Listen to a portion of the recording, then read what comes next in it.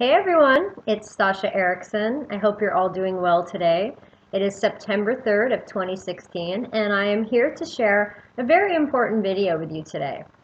There is a new phenomena that has come to my attention recently over the past few months.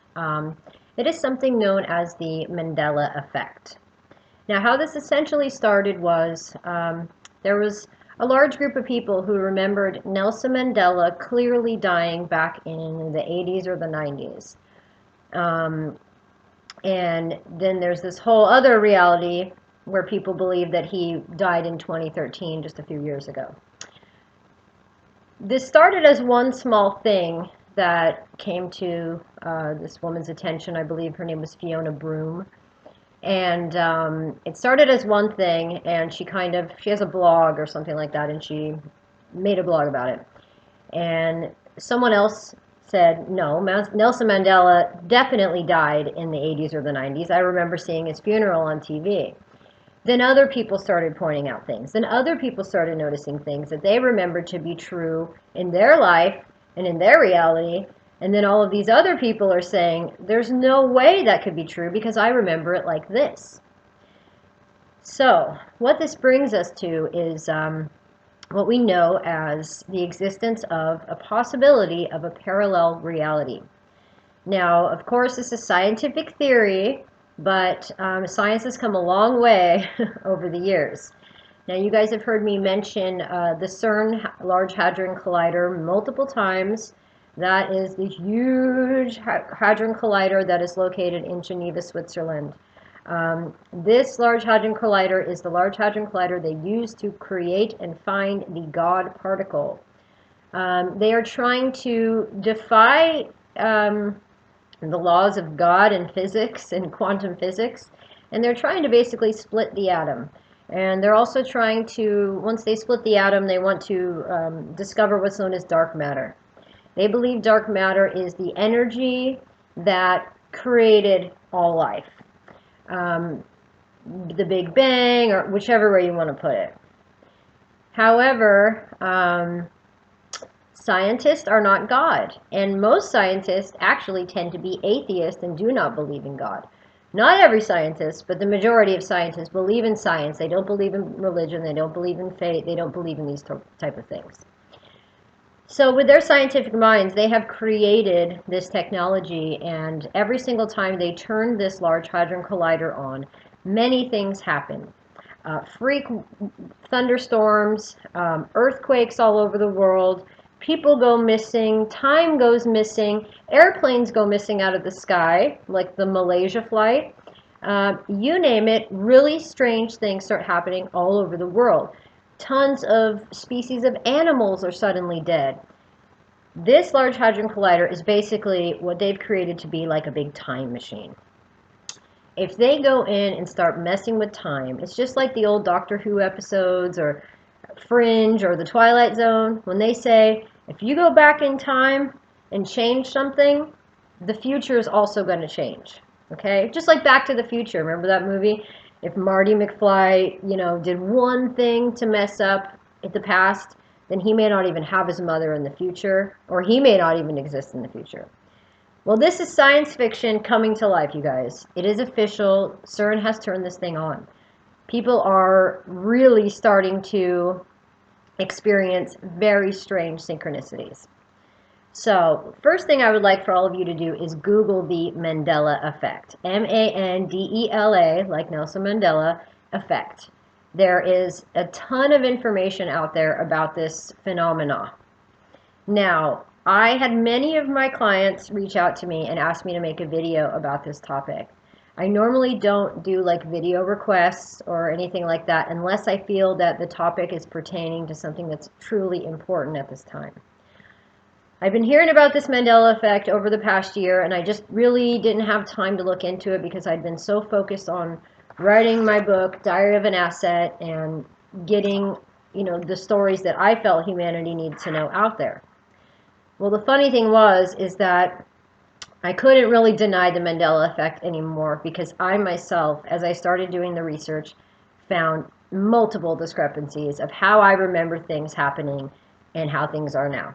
Now, I'm 38 years old. I was born in America on the West Coast, so most of my growing up from the late 70s onward, I was raised in America. I was raised on American television, American books, you name it. So I'm very, very familiar with pop culture, movie quotes, um, spelling. I was kind of a spelling bee nerd as a kid. I would always really know how to spell things. So things like how things are spelled and what logos look like, and especially movie quotes and stuff like that.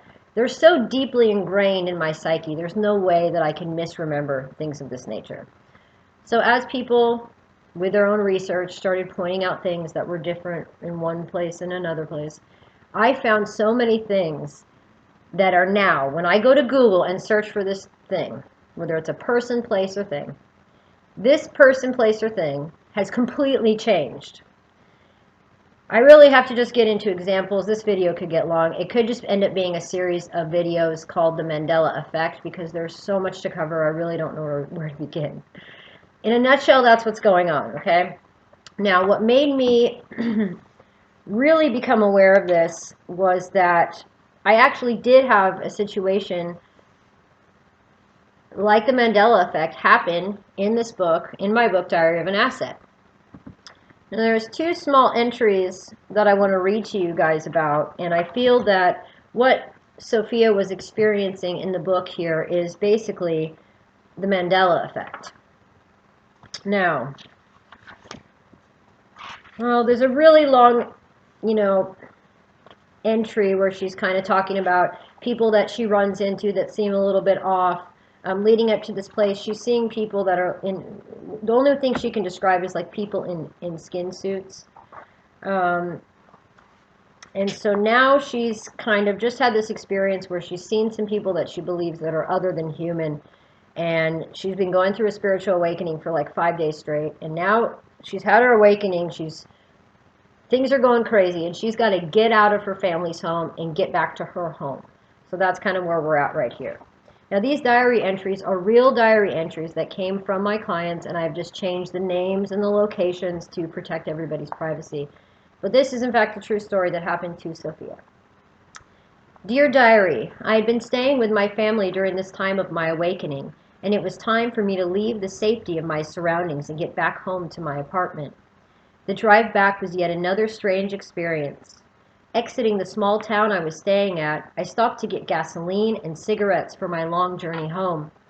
Entering the convenience store, I was overwhelmed with the eerie feeling of being watched. No cashier was working at the register, yet there was deafening Arabic music and chanting playing from the back room. I called out, "Hello," to see if anyone was there, and a very creepy man emerged from the back. The cashier was wearing a dark blue turban and had black eyes. He was wearing the human suit that I had mentioned seeing before. So basically, everywhere Sophia's going, she either sees humans that she knows are human, or she sees these people that have human features and human skin, but something is just plain off about them. Now, this man behaved strange towards me and seemed to stroke my hand longer than necessary when I gave him the money for my gasoline. Suddenly, I could understand the words coming from the radio station that he was listening to. It were passages from the Quran. I had heard this just recently in a documentary that I saw and knew that there was a dark side to Islam that many people were not aware of, but this felt out of the ordinary.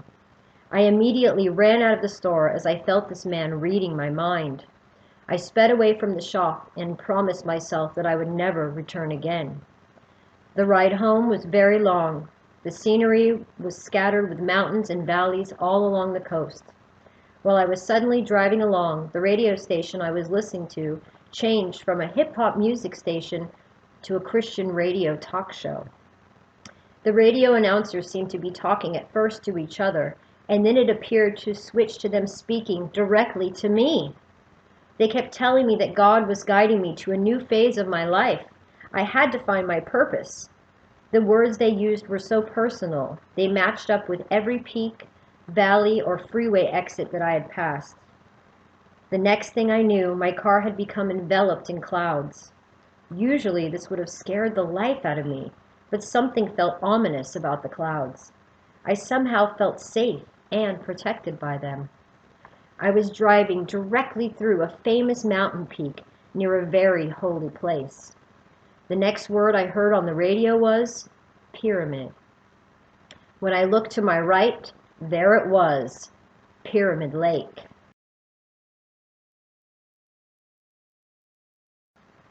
These ruins were rugged rocks shaped similar to Aztec pyramids with many graduated steps. My heart started racing, and I immediately tried to pull into the freeway exit. However, the exit was closed. The entire site was closed, as a matter of fact, closed to the public. But why on God's green earth would they close the site to the public? I knew that this place was more than just a lake, more than just a mountain peak. It had an eerie vibe. The air seemed stagnant, and I do not remember seeing or hearing any animals or wildlife nearby. There are countless butterflies, bumblebees, and other small critters swarming around lakes all of the time. Why now would they simply disappear? There was something strange surrounding this lake. Something was just plain off about it. But for now, I have to leave this ominous place. I still have another 90 miles to drive before I reach my apartment. I will look into this further when my mind is clear, because this place means something important. I can sense it. God has got me on GPS. Now, this is just one little tiny spark in the Mandela effect. Now let me explain what stands out to me.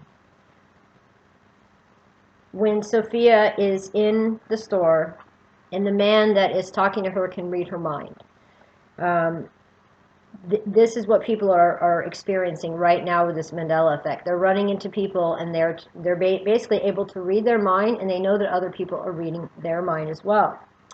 Then when she's driving down, she's just driving home listening to a hip-hop station, and then suddenly she seems to kind of enter into another dimension or to slip through another one, and the radio instantly changes. And it instantly changes to a Christian talk show, a Christian radio talk show. And it was literally speaking directly to her. She drove through the mountain peak, drove through the clouds, and the next thing she saw was this ominous place known as Pyramid Lake. I'm going to provide a photo of Pyramid Lake for you guys because this really is a real place. So in that exact moment, Sophia basically slipped into another dimension when she went through those mountain peaks. So now the Mandela effect will spread a little bit more onto the next day, which was May 6th of 2011.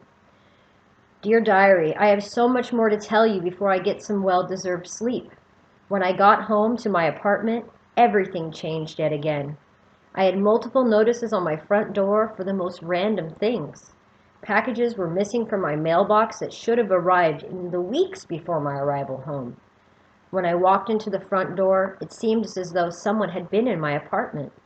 Small, insignificant items were moved around on my shelves, and the cushions on my couch had been tossed around.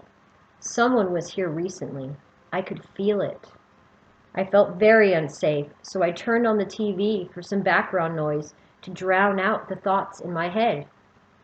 One of my favorite programs about a hospital was on. In fact, it was an episode I had already seen before, but things were slightly off about it yet again. The characters were not acting in their usual manner. The actors were using foul language, and the entire tone of the show shifted to being extremely dark. I also felt as though they were talking directly to me again, like the folks that I had heard on the Christian radio talk show. But this was not comforting, nor inspiring. This was frightening. Once or twice in my past, I thought that the television was talking to me, but I always laughed it off as paranoia. But I see a pattern here of weird events. I turned off the TV, and now I am keeping the TV off for good. This day was intense. I don't know what's going on, but maybe after some sleep I will have some clarity. I hope that when I wake up, this was all simply a nightmare. However, I have a feeling that this is the most awake I have ever been in my entire life. Wish me luck. XO, Sophia. So, Mandela effect in Diary of an Asset. What is happening here. Sophia comes home after she's driven through this mountain peak. She's definitely switched in energy. She can tell that the minute that radio station switched, everything changed. So when she gets home, everything in her apartment is off. Things look, they're moved around, they're in the wrong places, but it's still her apartment. But she cannot shake the feeling that something is still off. She's looking around, everything in her apartment is there, but things are in different places and everything just seems strange. The TV situation. So she turns on the TV. She's like, okay, God, I'm just going to turn off the TV, and maybe if I have background noise, I'll forget about this. And the TV show she's watching is a show she's seen multiple times before. The show that was normally an uplifting, lighthearted comedy show has now turned to a show where the actors are cursing, they're saying dark things, and it was the same episode that she had already seen before. Yet something was off. This is the Mandela effect, yet again. You're in the same place you've always been, you're watching the same TV show you've always watched, but suddenly the lead actor's different. Suddenly there's a new character that was never there before. Suddenly the name and title of the show has changed. Small things like this. And if you bring it up to anybody in that state, they think you're crazy. They don't know what you're talking about. But now that the Mandela effect is a thing, people can share these stories, and the more that we connect the dots, it will spread, and we will start to fill in the blanks as to what exactly is going on here. So the TV is talking to her, the radio station is talking to her, and this girl is completely sober.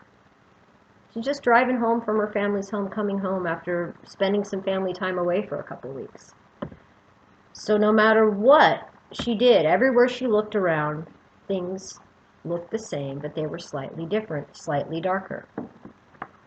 Now, a lot of things happened after that to Sophia, and I don't want to get too sidetracked going on and on and on about the book, or my book, because that's not what this is about. I just thought it was very strange that Sophia had gone through this back in 2011, and that I had written this chapter for her, and I had not put two and two together, that basically what happened to Sophia was that she experienced a timeline shift, and she experienced the Mandela effect. So it actually goes on and on and on as the book continues. I've only read on this channel just these few little pages that you see here. There's a lot more adventures that she goes through, and a lot of it has to do with the Mandela effect. But what I'd like to do, so I can stay on the topic of the Mandela effect, because many people that might find this video don't care about my book, they don't care about any of my experiences or Sophia's experiences, they want to know how this Mandela effect thing will relate to them. Okay. How it first came to my attention was one of my friends and clients, I won't say his name, I'll keep it private, he had sent me an email, and that basically he was very concerned and confused as to what was going on with our timeline right now and on our planet. And he said it basically started that he had gone to some museum with his children, and they had an exhibit for the Berenstain Bears. And the Berenstain Bears were a family of bears that I grew up with, reading their books and watching their cartoon on TV. I think my mother read me every Berenstain Bears book before I went to sleep, and I read them myself. Well, when my friend was at this place, he saw that the Berenstain Bears had this, exhibit, and he said something to his kids and said, "Hey, they spelled their name wrong."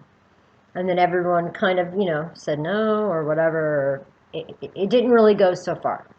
But in his mind, he knew that the Berenstain Bears' name had changed, the spelling. Now, when I was a child, I always knew the name of the Berenstain Bears to be spelled Berestein, similar to Stein or Berenstain. From what I knew about the book, it was started by Jan and Stan Berenstain, and they were a Jewish couple, and their last name was definitely Berenstain or Berenstein, Stein. Well, at some point in history, and we still don't know when this happened, my friend said this happened, he noticed the change in 2008, so I don't know if this happened way before that, but now if you go and you look for any Berenstain Bears book, it now is spelled like a stain. Berenstain, Berenstain. Now, as a child, most children would be able to pronounce the word stain. They'd think it was funny. They'd make a joke out of it. Ha ha ha, stain. But as a kid, I remember myself and all other kids I went to school with, we always called them the Berenstain Bears or Berenstain Bears because we saw the E and the I in there. Well, now, no matter where you look on the internet, no matter if you find an old Berenstain Bears book, and I had some of my clients, I put this on Facebook, I said, and my friends, please, if anyone has Berenstain Bears books, please take a photo and show me. Many people found their books, and they are all spelled Berenstain, S-T-A-I-N. So I found some other researchers that were not buying it. They're like, I know it was Berenstain or Steen. There's no way it was Stain. I'm going to get to the bottom of this. So several people went digging, and they were able to kind of go back on the internet far enough back that they could find these kind of screenshots that had been taken of the internet over time. There was an 80s cartoon website where Berenstain was spelled Berenstain back in like the early 2000s. At some point, some programmer or somebody, web developer, web designer, went in and changed the name. Now they changed the name on the title of the page, but if you go up to the URL, it still says Berenstain. Now this is just one little example. Okay, so maybe I'm wrong. Maybe I understand the way it was misspelled. Maybe my client had the spelling wrong.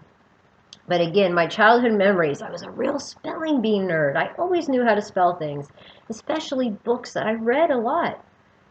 So maybe that's not such a big example of the Berenstain Bears, but this is how it kind of started for me.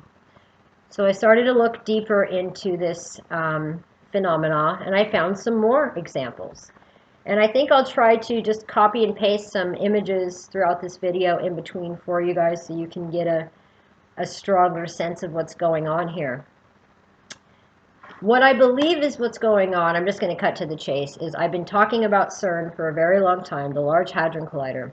When they start doing this stuff, if they go back and change something in time, let's say one of the scientists at CERN said, hey, wonder what the world would be like if Nelson Mandela never died. Let's see what happens. This is just an example, if and why it's called the Mandela effect. It could have started way before him, I don't know. But let's say they went back in time and changed the world as to where Nelson Mandela didn't die until 2013, okay?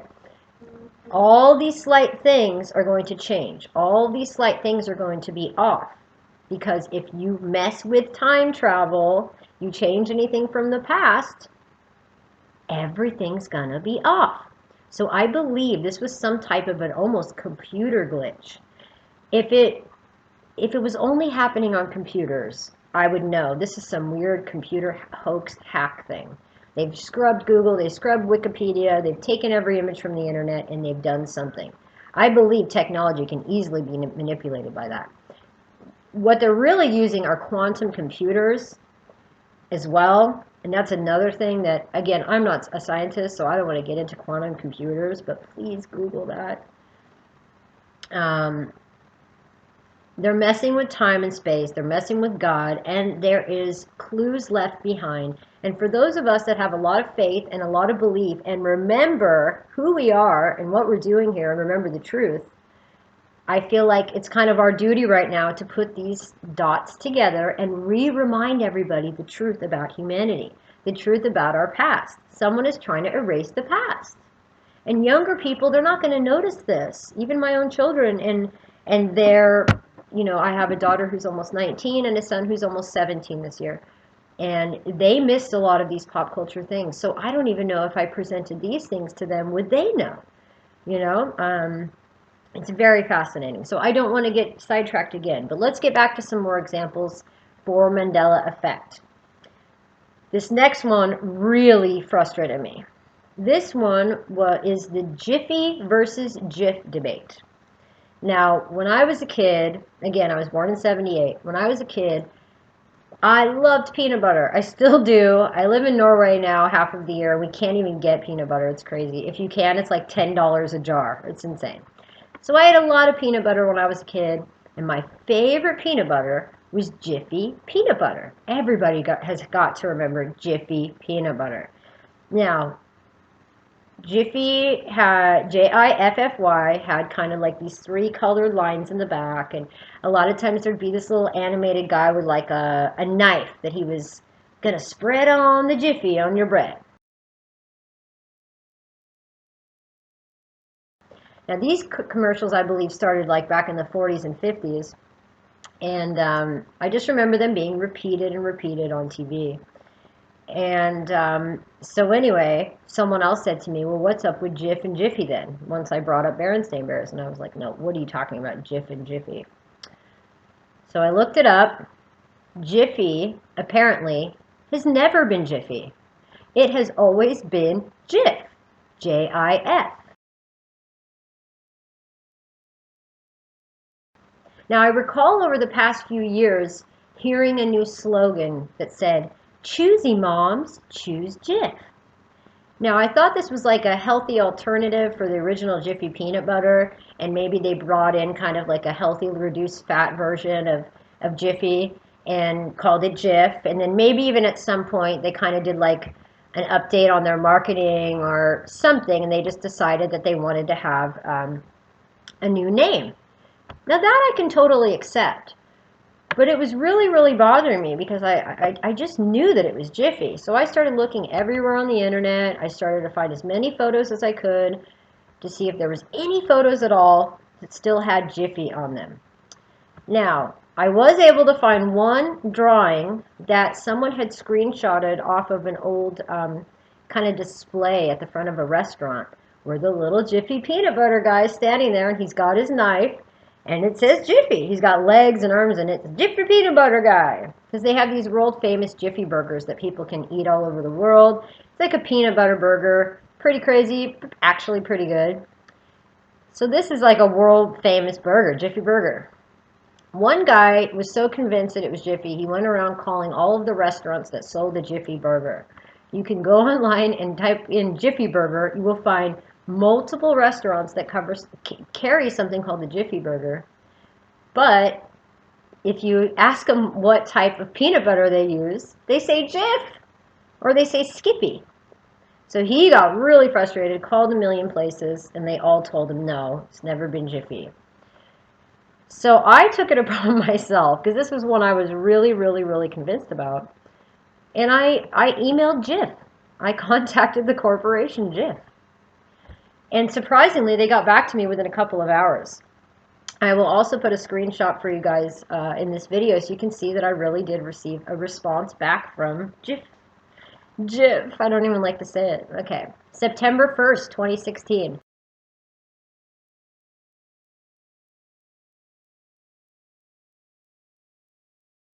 Dear Stasha, thank you for contacting the J.M. Smucker Company regarding Jif, trademark.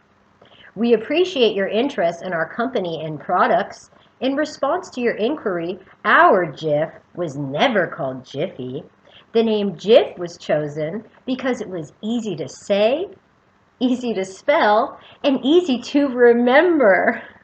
I love how she's mocking me within the letter, because if it was so easy to remember, wouldn't I remember? Jiffy is a baking mix brand.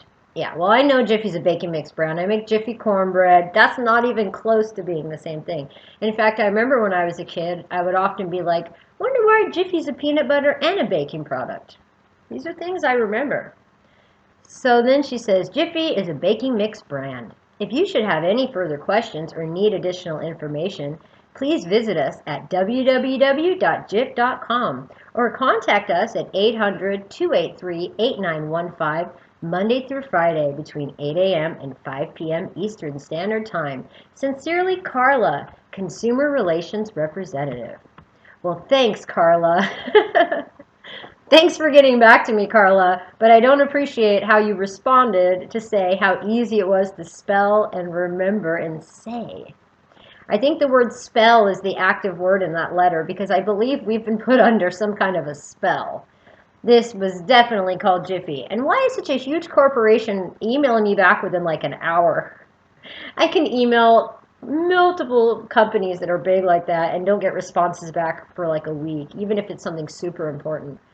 But yet within 1 hour, I had that response. As if there's been many people that have contacted them and they already had this response prepared. I would actually challenge many of you to email J.M. Smucker and ask them. You'll see their email address and website on the image that I provide. So there you go. So for anybody who was convinced that it was Jiffy, apparently it never was. So again, these could just be two small things, Berenstein Bears and Jiffy, that I don't remember, but something is up. Something is up. Because apparently in this reality, Jiffy never existed. And I have a photo of the Jiffy guy too. I'll go ahead and show you guys a little screenshot of him. Yeah, these videos are going to be long. I know I haven't done content in a long time, but I'm really glad that the Universal Father and all of you brought this to my attention, because now I know that I'm here to help you guys again on something super important. I also want to say thank you to everybody who was involved in the solar eclipse Virgo new moon healing just 48 hours ago. It was really powerful. Thank you all for showing up. When I did that ceremony, I was actually asking the Universal Father to do a energetic adjustment of the entire planet based on the Mandela effect. I wanted to adjust the effect so that either everybody can start remembering how things really were, or figures, I don't know. I have yet to find a person on this topic that actually knows what's going on. We're all theoretical at this point, but this is how we get to the bottom of things. Okay, now there were some other things that were brought to my attention. There were some severe changes to our maps. Yeah, our world maps, including globes that people own, like the ones you spin around. Physical globes have changed. Every Google map and Earth map has changed. Printed maps in books have changed. And there's been so many changes that I almost don't have enough time to cover them all. The main changes that I noticed. Australia is now in a completely different place. It has moved all the way west. It used to be towards the east. It's moved like almost if you take Australia and you move it completely over, the whole size of it, it's shifted completely towards the west. New Zealand. I did a project on this when I was like in junior high or high school about all the different countries of the world, and I chose New Zealand, and I had to do a report on New Zealand. When I did the report on New Zealand, it was definitely east of Australia. Well, now, if you go and look at New Zealand, not only has it shrunk down to the smallest size, it's now 2 islands that are completely to the southwest of Australia, nowhere near where they used to be. I even asked a friend of mine from New Zealand if she could go and look on a map and tell me if New Zealand looked different to her, and she said that it did. Okay, so I've spoken and confirmed to someone from New Zealand, please go look at New Zealand. It has moved. Also, South America. I'm from America. We had to do reports on this stuff all the time where we had to draw out the map of North America all the way down to South America. When I was a kid, North and South America were basically on top of each other, parallel. Now when you look at South America, it has moved again to the west. It's like some are going this way and some are going that way, but everything has changed. So look at South America. Another thing that happened was I was on my website just checking analytics to see what new visitors had come to my website and from what area they had come from. And as I was looking at the analytics on a Google map, I saw the screenshot of this sea that I had never seen before. Now, in the book Diary of an Asset, at the very last chapter of the book, Sophia Snow and Bjorn Bauer go to Antarctica.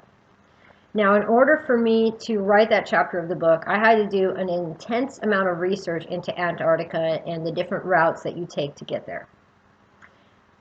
Well, the route that you used to be able to get there was something completely different, known as like the Ross Sea. Now, when you go, oh, where did it go? Now, when you go and look at the bottom of South America, which is leading down to Antarctica, because this is how you have to get to Antarctica. You have to go to the southern regions of the planet, and then you have to fly all the way down to the southern regions, of South America, and then you have to take a ferry or a boat from there down to Antarctica. It's the only way you can get there,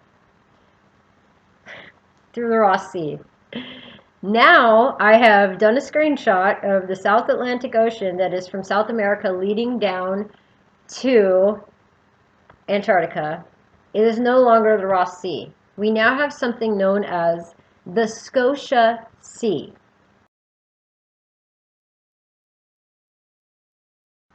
Now, for those of you who have followed me for many years, unfortunately this video is not on my internet or on this YouTube channel anymore.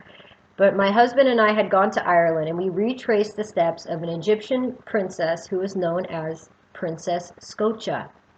She's actually who the land of Scotland was named after her, and she's buried in Ireland of all places because she was aligned. Well, her love was a man by the name of Gael Glass, and Gael Glass was the man who brought the Gaelic people and the Gaelic language to Ireland. Now, we went retracing the footsteps of Scotia back in 2013, and we went to Tara Mounds and the Hill of Tara and to the Stone of Destiny. And we did ceremonies there, we did healing, we prayed for Scotia. Scotia was kind of like this very hidden, forgotten about, extremely important person. She's been almost erased out of our history. One of the only people I've heard talk about Scotia is a man by the name of Michael Tessarion, who is a researcher, an author, and a lecturer, and he talks a lot about topics similar to I do. But there was definitely never a Scotia Sea.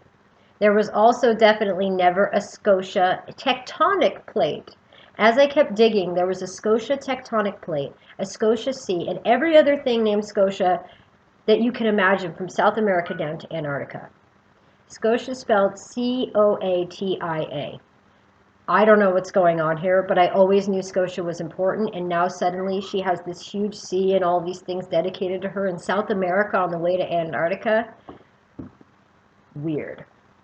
There's a lot of other stuff that was off about maps. Another one that really stood out to me was that apparently Saudi Arabia is an island floating in the center of the Middle East, surrounded by huge bodies of water, the Red Sea.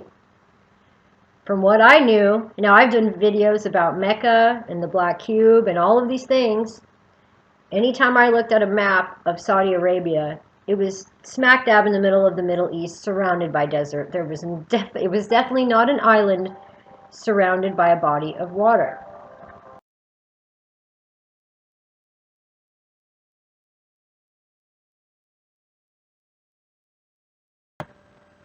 So yeah, that pretty much blew my mind. I had no idea Saudi Arabia was an island. In fact, I have one really good friend there, and I know she watches my videos, and I won't say her name, but I'm going to ask you about this because I really don't think Saudi Arabia is an island.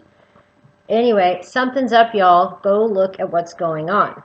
Now, there was another thing that came up, and by the way, I'm only on example number 4 right now. There's literally about 500 of these, so I do think this will be an ongoing video series. I don't want to make it super long today.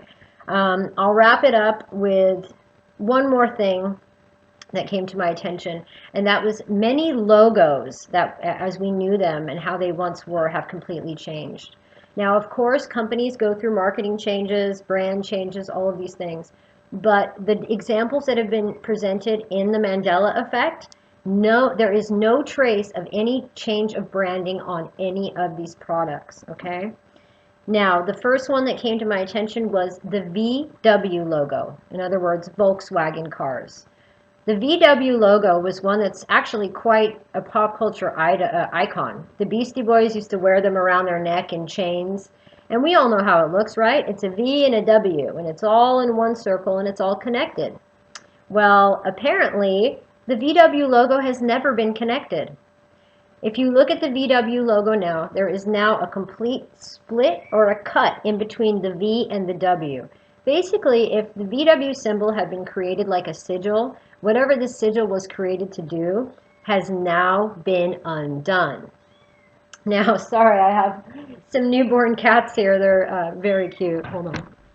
Okay, this is little Freya. She's just a couple weeks old, and she heard me doing a video, and she wanted to say hi to you guys. Say hi to the world, Freya. Oh, she's really cute. Such a good baby girl. Okay, sorry about that. Got to be mom here too. I can't just teach all day. But anyway, Volkswagen. It now has a dash in the V. So if this was some type of a sigil or symbol, because we know these symbols and sigils are very powerful, corporations use these things all the time to reach success. Well, that symbol no longer works. So I don't know what the connection is, but I do know that Volkswagen had a lot to do with Germany and had quite a bit to do with, well, a part of the Nazi time and Hitler and all that stuff, because they were helping Hitler to create vehicles,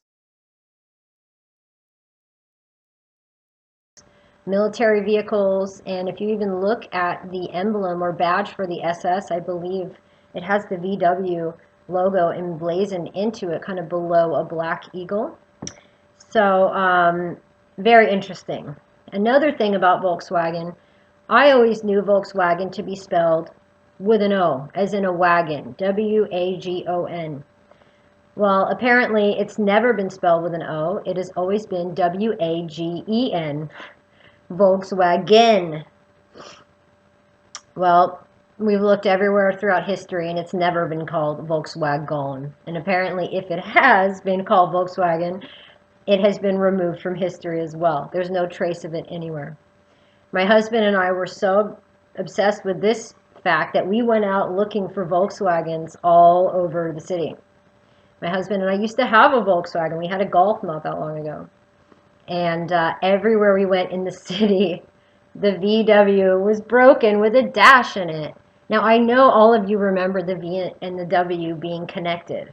But if you don't, if you remember Berenstain Bears as Berenstain with an A, please let me know in the comments. If you remember Berenstein or Berenstein with an E, please let me know in the comments. What else did we cover today? We covered Jiffy versus Jif. If you remember Jiffy, please tell me in the comments. If you remember Jif, please tell me in the comments. The changes of the maps. If any of you guys notice additional things other than what that I brought up or pointed out to you, please put them in the comments below. Also, the VW phenomenon. Do you remember it as Volkswagen or Volkswagen? Which one is it? Do you remember the V and the W being connected, or were they always broken? This is literally just the tip of the iceberg. Today, sorry guys. Freya, come on. Today I really just wanted to get to the bottom of some of these important synchronicities. There's definitely something happening on this planet. There's definitely something going on in the universe. I think Freya's feeling it. I think all my animals are feeling it. I think all human beings are feeling this right now. There's a change happening. And whatever it is, if we just get together with each other and we compare notes and we support each other and we don't call each other crazy, there's been many instances of people actually remembering things the complete opposite. Like maybe 2 out of the 4 things they remember one way, but the other 2 out of 4 things they remember a different way. Yet they'll have parallel memories from people from this memory of reality, and they'll have other parallel memories that align with other people's memories of reality. So this seems to me like it's a big old clusterfuck brought to you by CERN. So thanks a lot, CERN. You'd think that we wouldn't notice. We're very perceptive. And we're not, made of technology. We're not robots. We're human beings. So we're definitely going to notice when things are off. I have so many more things that I want to bring to you guys about this topic, but today I'm going to cut this video short. I'll get into the movie quotes next time. I will also get into the Bible. Oh, because let me tell you, these fools have messed with our Bible. Now, you all know I have a degree in theology, so I have a bit of knowledge about how Scripture goes down. Well, a lot of Scripture has changed. I've been checking multiple Bibles. I have one here in English. I have one in Norwegian. This one's also in Norwegian. And I have, where's this from? This is like the Mormon Bible, which is in English. And I even have the Bible that was presented to me when I was a young girl. Every single Bible has the same discrepancy. I'll give you guys a little assignment. Who remembers the Lord's Prayer? Our Father, who art in heaven, hallowed be thy name. Thy kingdom come, thy will be done on earth as it is in heaven. Give us this day our daily bread, and forgive us our trespasses, as we forgive those who trespass against us. Well, it's changed. Go in your Bible and look up the Lord's Prayer, and tell me if it still talks about trespasses. This is crazy. I don't know where we are, where we've gone, or what's happening, but it feels almost like a little bit of a mini rapture, a mini awakening. Like half of us are remembering things how they used to be, and the other half of people are kind of in some kind of zombie dream world where they are like, what? What are you guys talking about? You're all crazy. Well, I think the key here is synchronicity and filling in the blanks and noticing that things are definitely off. So start looking around you, start watching old movies, start reading old books, and see if anything changed. Most likely, it will be some of the most important things that usually stood out to you. Your favorite movie quote, your favorite line of scripture. These are the things that are now changing. My favorite one that had changed of the scripture was Matthew chapter 6, verse 9, which used to read, "Judge not, lest ye be judged." And now it actually says, "Judge not, lest ye be not judged." Doesn't that kind of mean the opposite? There's so many. I could be here all day. I'm going to wrap it up now. Go Google the Mandela effect. Look up the things that I pointed out to you. Please leave comments in the description box. More of the Mandela effect is unfolding in Diary of an Asset. So if you're interested, go to Amazon. You can buy it for $2.99 on Kindle, or you can buy it for $12.99 on paperback. And if you have experienced the Mandela effect, you will definitely be able to relate to Sophia Snow and everything that she went through. So I love you all ever so much. I hope this little video has brought you some information today. And I wish you all luck out there. The main thing I have to say is that we've read about this in the Bible. There's supposed to be a period of what is known as the Grand Delusion or the Great Deception. And during this time, we will be deceived with our own eyes, where some people will see things one way and others will see it another. It's okay to look into these things and try to get to the bottom of them, but do not get lost. Do not get carried away with the conspiracy. Don't get carried away with what ifs and what this could be. Don't be afraid. This is, to me, some type of a graduation, a leveling up, a spiritual growth period for all humans. So if one of us is experiencing it, it is going to ripple out, and soon everybody will benefit from this. I think it's a good thing what's happening with this Mandela effect. I don't think it's anything scary.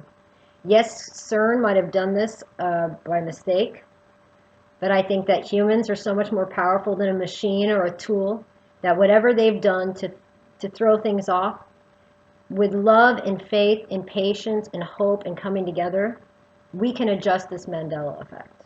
We can. And soon everybody will remember things how they used to be. Okay. I love you all so much. Bye-bye.